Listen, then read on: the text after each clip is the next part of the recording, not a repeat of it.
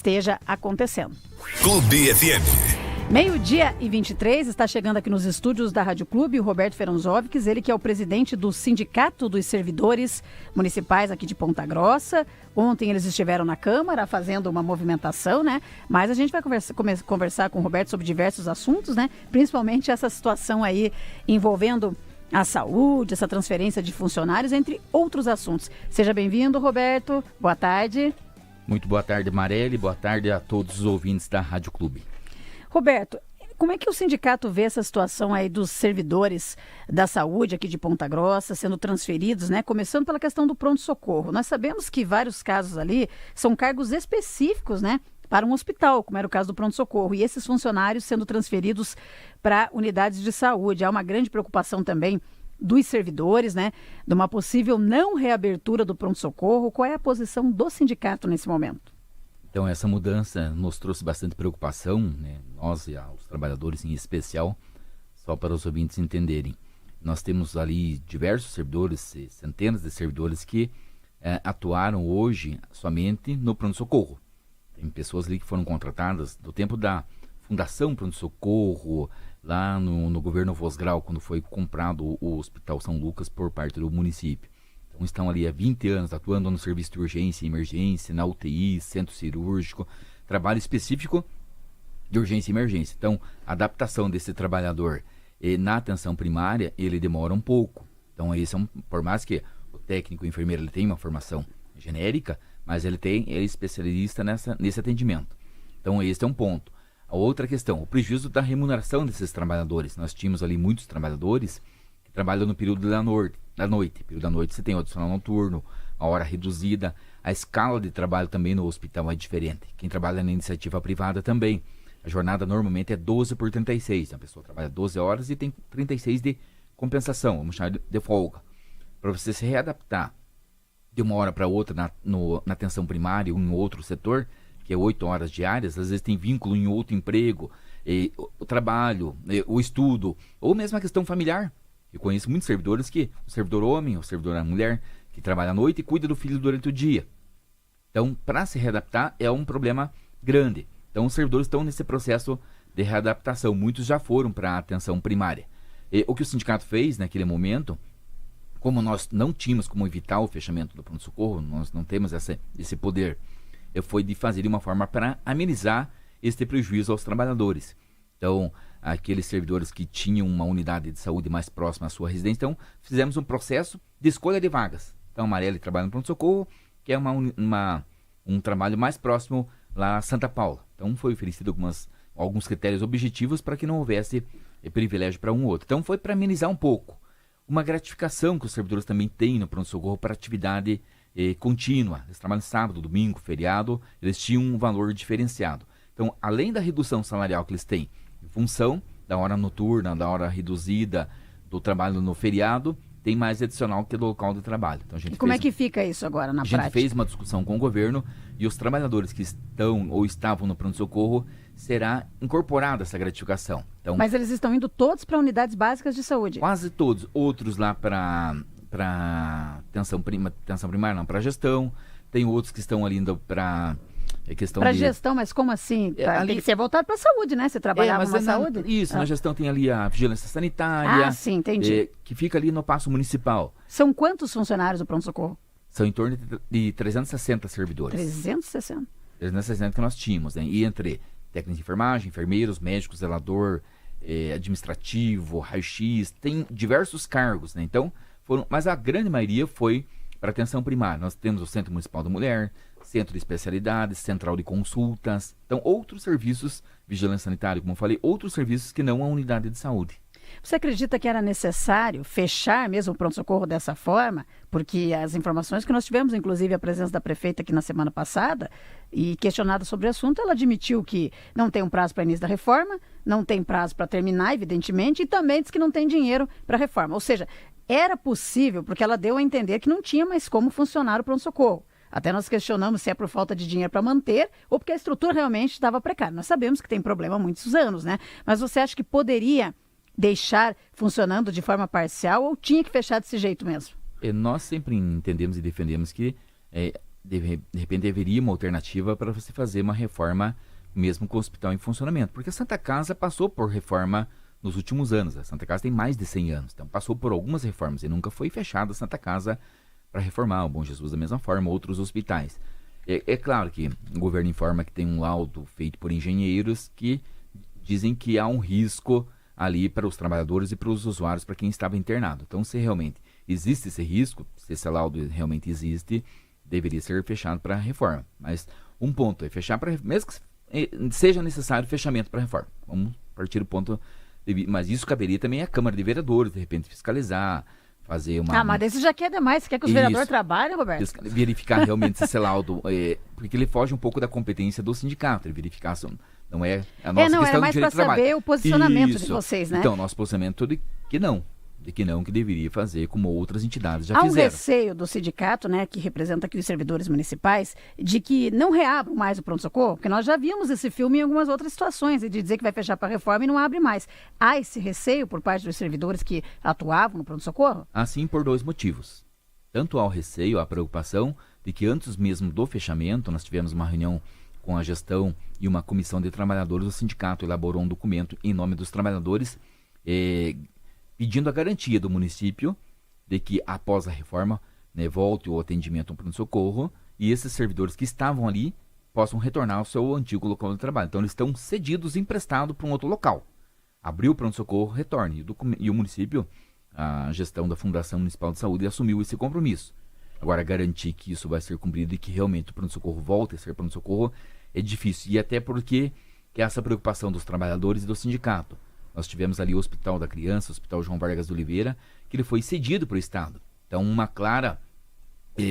claro sinal do município de que não quer ter a gestão de hospital. A prefeita, inclusive, disse aqui na entrevista, essa entrevista está disponível na íntegra no Facebook da Clube, de que já está em tratativa com o governo do estado e, se não der certo, tenta também com iniciativa privada. Ela deixou claro isso aqui. Na verdade, o pronto-socorro, vamos chamar assim, já foi oferecido anteriormente o fechamento. A impressão que estão oferecendo ninguém quer, né? A impressão que dá é isso. Nós sabemos ali que durante a pandemia, a própria UEPG olhou ali o hospital, foi fazer um levantamento para ver se pelas condições talvez de investimento que teria que ser feito, não aceitou. Quando havia aquela discussão da AESA vir para o município de Ponta Grossa, também o Exército esteve ali fazendo vistoria, numa possibilidade de vir a AESA também ter o hospital que eles necessitariam. Agora, mais recentemente, a faculdade Unicesumar também fez uma visita ali para ver as instalações. Ao que me parece, ninguém gostou do que viu ali. Olha, se reformar, se der uma ajeitada, nós aceitamos. Do jeito que está, ninguém quer.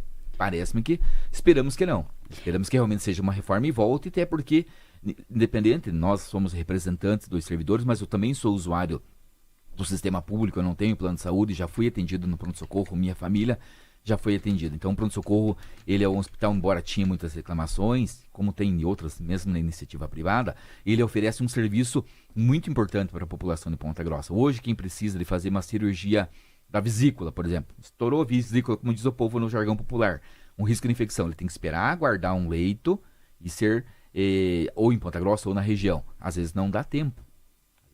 Uma cirurgia ortopédica mais complexa, não sei como está hoje, mas então muitos serviços que eram feitos no pronto-socorro, hoje a pessoa fica aguardando ali 6 horas, 8 horas, um dia em um leito para ser transferido. Então é um prejuízo para a população, com certeza.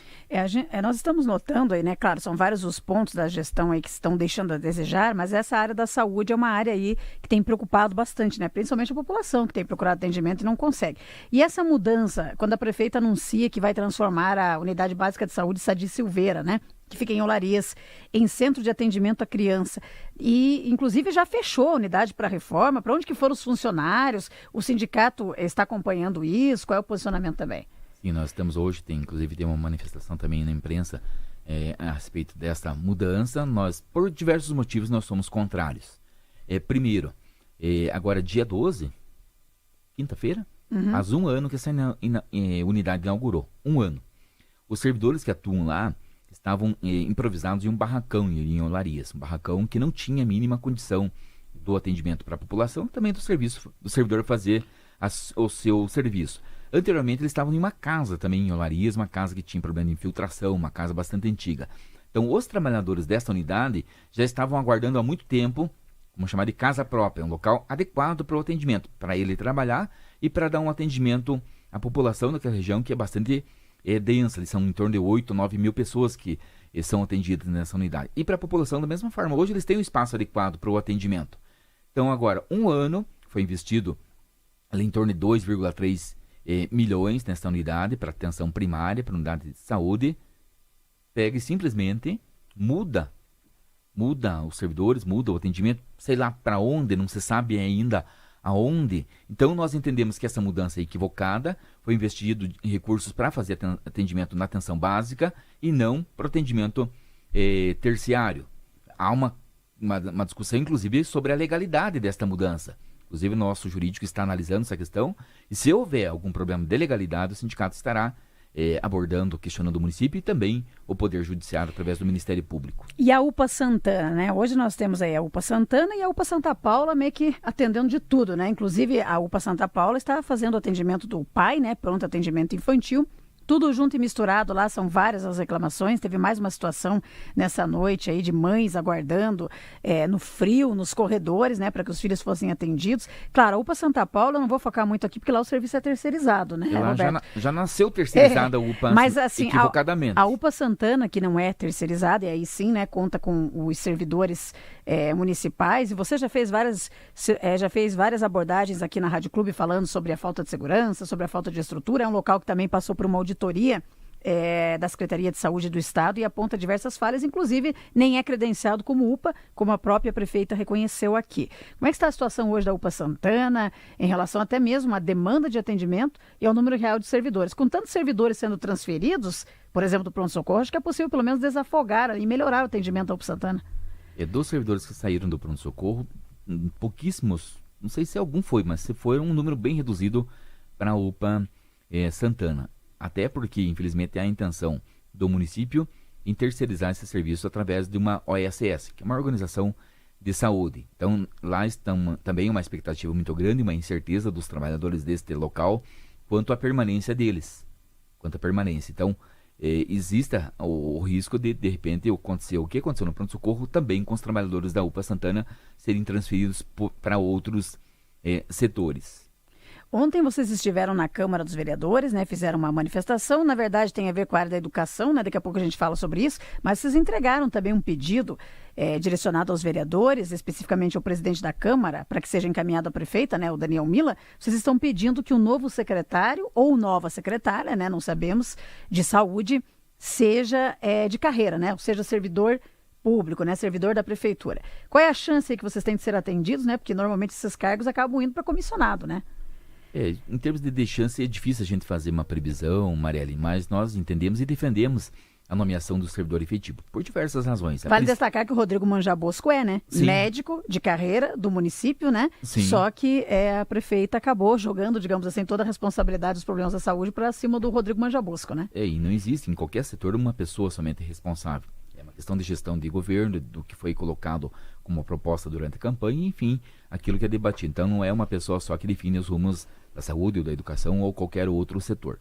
E por que nós defendemos? E quando teve a nomeação do Dr. Rodrigo, assim como da professora Simone Neves, Cláudio Gorkovski, a ex-presidente da Prolar, diversas secretarias ou secretários ou no segundo escalão, servidores efetivos. Inclusive no início da gestão nós ressaltamos isso da prefeita Elizabeth Schmidt.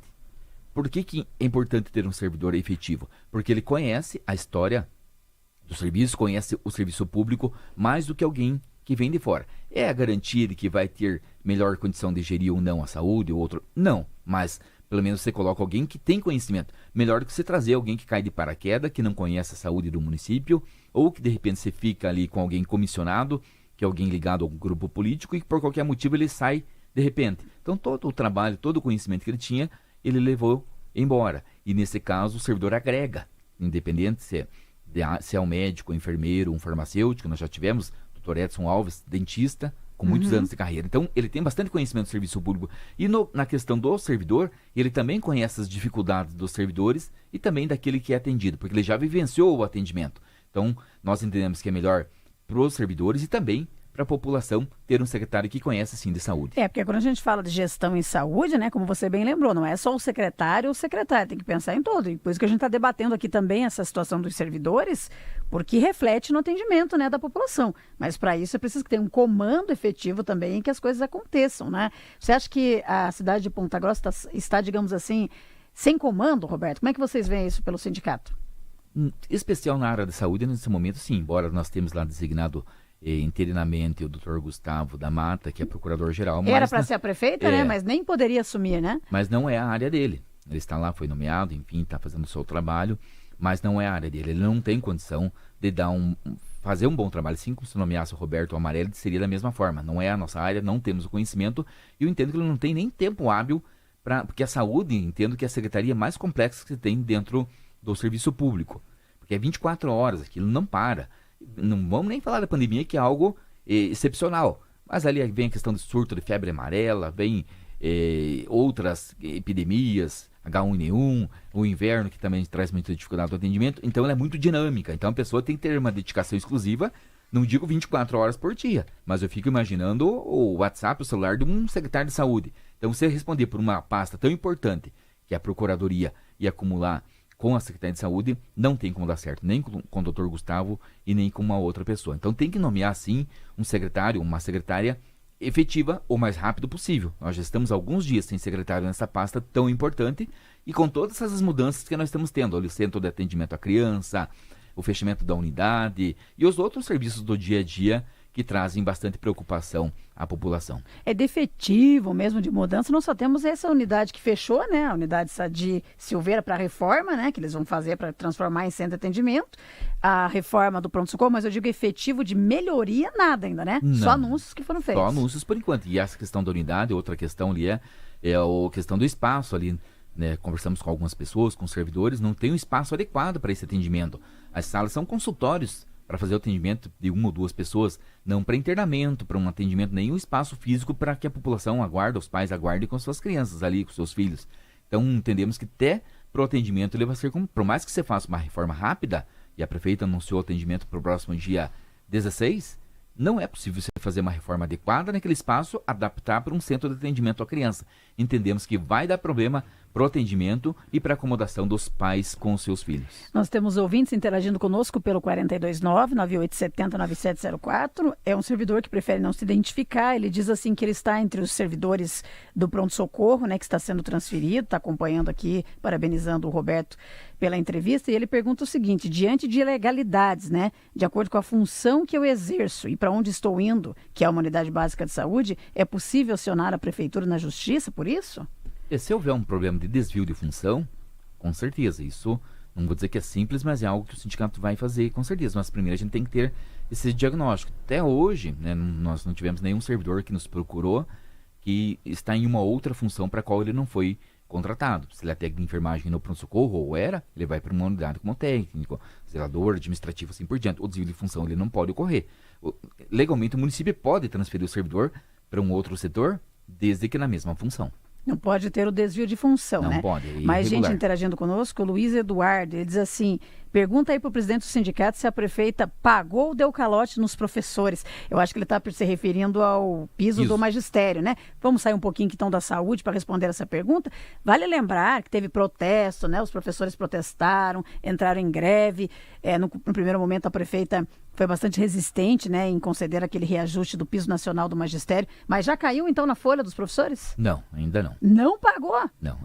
A proposta do município e foi aceita pela Assembleia que já era para ter entrado, né? Isso, a lei ela está vigente desde janeiro, 1º de janeiro.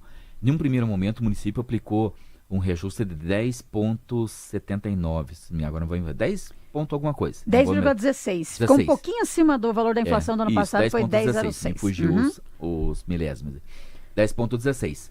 O que era irregular, porque o piso tinha que ser a aplicação de 33,3% na base, no piso salarial. E os demais teriam valores diferenciados. E foi dado 10,16 em valor único e atingiu somente uma parte dos trabalhadores que tinham direito ao piso. E é por isso que os servidores se manifestaram através do sindicato e houve assembleia. Nesse caso, só para corrigir, Marielle, não houve greve por causa da questão do piso. a greve ele foi sim, mas pela é que daí, database. sim, mas é que daí os professores também se manifestaram sobre isso. Exatamente. E logo em encerramento da greve, a gente permaneceu com a Assembleia dos Professores para discutir especificamente sobre o piso. Então, nessas manifestações que houveram dos professores, o município apresentou uma proposta que foi aceita pelos trabalhadores. Então, neste mês de maio será pago o piso conforme determina a lei federal, com o valor retroativo a janeiro. Então vai entrar no mês de junho, no caso, isso? Final de maio. Final desse mês. No dia, não sei se é dia 30 ou 31. Que o servidor recebe no final do mês. Dia útil. Então, eu estava contando que no dia útil, esqueci que no serviço público é diferente. Isso, aqui nós temos uma lei municipal que garante o pagamento no último dia útil de maio. Então, neste mês de maio, eles receberão o piso novo e o valor retroativo a janeiro. Mas está dentro do prazo, então? Estabelecido pelo município com os trabalhadores. O prazo legal seria janeiro. Entendi. Mas como não houve, então ainda do acordo que foi feito, está dentro do prazo. E encerra o pagamento dos valores retroativos das diferenças no mês de agosto. Então, no mês de agosto que o município liquida a fatura e paga todas as diferenças. Mas é importante até você, já que o ouvinte fez essa pergunta, né, que não tinha a ver aqui com a saúde, mas é importante o questionamento, então não atinge todos os professores, né? É bom você explicar até quais são os que terão esse reajuste. Isso. Então, vamos chamar de salário mínimo do professor, fica mais fácil para o ouvinte entender. Então, aqueles servidores que estão abaixo do salário mínimo que a lei federal manda pagar, são em torno de 2.300 professores. Os demais 2.100 professores estão acima deste salário mínimo. Então, o salário mínimo do professor a nível de Brasil é 3.845. Então, se alguém recebe 3.846, já não tem direito a nada de repasse. Sim. Falando em educação, já que entramos nesse assunto, ontem vocês estavam fazendo um protesto, inclusive, uma manifestação, né? Vamos falar assim, na Câmara, relacionada também a um pagamento relacionado para os assistentes de educação, é isso? Assistente de educação e escriturários. Então, já havia uma reivindicação dessas duas categorias com relação à reposição salarial deles, criação de gratificação ou melhoria salarial. E agora, durante a greve, também o município atendendo uma reivindicação antiga das serventes escolares e também das merendeiras e auxiliares de merendeiras, foi criada uma gratificação e elevado o valor da gratificação para essas em um valor de 100% do nível salarial. Então, só para quem está nos acompanhando, a merendeira ou a servente, ela ganha 1.094 de nível salarial, abaixo do salário mínimo. Abaixo do salário mínimo. Então, pode isso ganhar menos que o salário mínimo? Daí o município faz um complemento salarial de R$118 para chegar no mínimo, para ver como que o salário... Que é 1.212, né? 1.212, para ver, para quem está nos acompanhando, às vezes pensa, o servidor ganha bem, nós temos em torno de 2.000 servidores que ganham abaixo do salário mínimo. Mas tem uns que ganham bem, né? Sim. Tem umas FGs ali que se nós entrar aqui não dá tempo de falar hoje. Nós temos, como é qualquer empresa, tem ali o zelador que ganha 1.500, 2.000, tem o salário do técnico, mas dá para dar médio. Uma peneirada nessas FGs aí, né?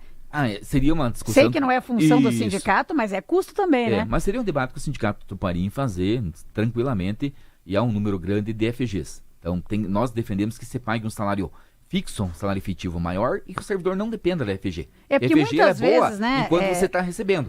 Eu já passei por isso. E você sabe que virou troca política também, em alguns casos, né? O que acontece? A gente fala muito cargo comissionado, né? Vocês batem, evidentemente, né? O sindicato não vai defender excesso de cargo em comissão. Defendemos o cargo, mas não em excesso. Não em excesso, né? Mas o que acontece? Muitas vezes essas FGs são negociadas. Você mesmo, acho que disse numa outra entrevista aqui, que às vezes não pode mexer com fulano porque é apadrinhar de vereador. Não pode mexer com ciclano porque é apadrinhar não sei de quem, dois prefeitos, não sei de quem, né? Eu estou fazendo aqui supostamente, né?